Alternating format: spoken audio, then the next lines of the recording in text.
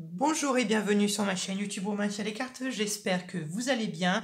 Bienvenue pour cette nouvelle série de vidéos que je vais intituler Vie sentimentale spéciale célibataire. Voilà, je voulais aider un peu, j'ai envie de dire, mes amis célibataires. Je vais faire à peu près je vais faire les 12 signes. Je vais faire un tirage qui va être très simple, très rapide, très concis, droit au but. Un peu pour essayer de vous aiguiller par rapport à ce que le tarot me transmet et que je puisse ensuite vous transmettre et ensuite essayer au mieux de vous aider.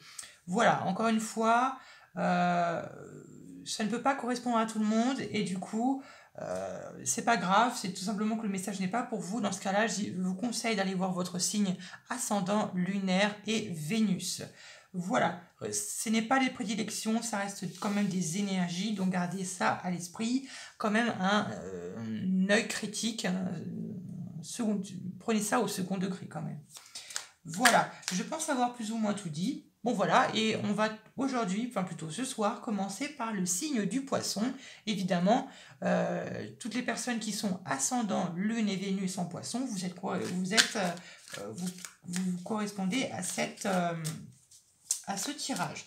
Donc je vais juste tirer 4 cartes rapides, simples, et c'est tout. Vous allez voir. Voilà, donc on est parti.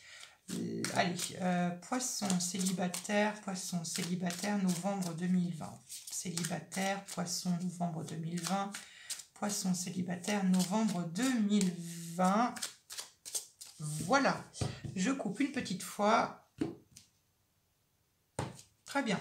Alors, la prochaine carte que je vais tirer va représenter votre situation actuelle dans laquelle vous vous retrouvez en tant que célibataire. Célibataire, poisson, le pape. Le pape, c'est une très bonne carte. Hein. Le pape, là, c'est la bénédiction. C'est tout ce qui touche à la protection. Ça peut être aussi à la protection, si vous êtes religieux, de l'Église, ou tout simplement votre Dieu, ou ça peut être quelqu'un qui veille sur vous. Ça peut être quelqu'un que vous chérissez, qui peut veiller sur vous. Donc j'ai envie de dire, vous êtes plutôt dans une bonne énergie, bienveillante, où vous avez foi en vous. Vous avez foi en vos capacités d'aimer, en vos atouts que vous avez. Donc c'est plutôt une très très bonne carte qui, j'ai envie de dire, est en votre faveur. La prochaine carte que je vais tirer va représenter finalement le blocage. Qu'est-ce qui fait que vous n'arrivez pas à rencontrer quelqu'un? Qu'est-ce qui bloque? Pourquoi vous n'arrivez pas à trouver quelqu'un? Qu'est-ce qui bloque pour les poissons célibataires novembre 2020? Ah ah ah! L'ermite, voici encore une autre arcane majeure du tarot. Et là, l'ermite nous parle peut-être que vous avez peut-être tendance à rester dans votre grotte. Peut-être que vous avez tendance à ne pas sortir de chez vous. Je sais bien qu'il y a le virus, mais si vous voulez rencontrer quelqu'un, ce serait mieux de sortir, ou du moins ne vous isolez pas. Ne vous isolez pas, ce n'est pas comme ça qu'une personne va venir vers vous, c'est même au contraire. Donc je suis désolée que ça peut paraître brut de pomme, que ça peut être difficile à entendre, mais moi je sens que ce n'est pas en vous restant enfermé que vous allez rencontrer quelqu'un. Donc j'ai envie de vous dire qu'il faudrait peut-être que vous sortez de votre zone de confort et que si vous voulez vraiment rencontrer quelqu'un, il va falloir sortir de cette zone de confort et puis sortir de chez vous un peu. Ou du moins, si vous sortez de manière générale ou assez régulièrement, dans ce cas-là, l'ermite, ça nous montre que peut-être que vous avez tendance à ne pas chercher, ou vous n'avez pas l'impression de chercher de la bonne manière ou de la bonne façon. Vous l'associez à ce que vous ressentez.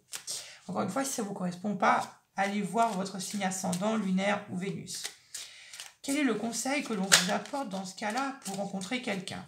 Quel est le conseil que l'on vous apporte pour les célibataires pour le mois de novembre 2020? Quel est le conseil que l'on vous donne? L'as de bâton, prendre un nouveau départ, mais prendre un nouveau départ réfléchi, à laquelle vous aurez déjà réfléchi au préalable, prendre un tout nouveau départ. mais un point de vue, attention, nouveau départ, d'un point de vue de l'action, de s'actionner, de mettre un petit coup d'accélération dans votre vie sentimentale et d'y aller, de foncer. Vous avez la foi, vous avez le pape, vous croyez en vos capacités, vous avez foi en vous, vous avez confiance en vous dans ce cas-là. Alors pourquoi ne pas foncer et aller rencontrer quelqu'un ou de sortir, de vous mettre... de se dire, allez, c'est bon, maintenant, j'ai assez réfléchi, j'y vais, je rencontre du monde. Voilà, voilà comment je le ressens, hein. C'est vraiment comment je le ressens. L'issue, le futur proche, qu'est-ce qui vient vers vous prochainement? Qu'est-ce qui vous vient prochainement? Qu'est-ce qui vient vers vous prochainement? Nouvel équilibre, un nouvel équilibre de votre vie sentimentale, tout simplement. Alors, ça peut... Moi, je le vois, un nouvel équilibre par rapport à vos blessures du passé, la 3 d'épée. Je pense que vous êtes des personnes qui ont tendance à beaucoup écouter les autres et ne pas s'écouter soi-même. Ici, on nous parle d'un nouvel équilibrage d'un point de vue de votre vie sentimentale, de se remettre des blessures, de se reposer, de voir un peu vos amis, vos familles, et puis voilà, de tenir bon. Et puis vous voyez, la relation, elle est ici. Donc elle n'est pas si loin que ça. Mais attention, il faut s'actionner, il faut appliquer le conseil pour arriver à cette relation. Vous voyez, la relation, elle n'est pas si loin que là. Donc je vous donne du courage, bon courage. Je vous fais plein de gros bisous, je vous aime et n'hésitez pas à vous abonner. À bientôt pour de nouveaux tirages.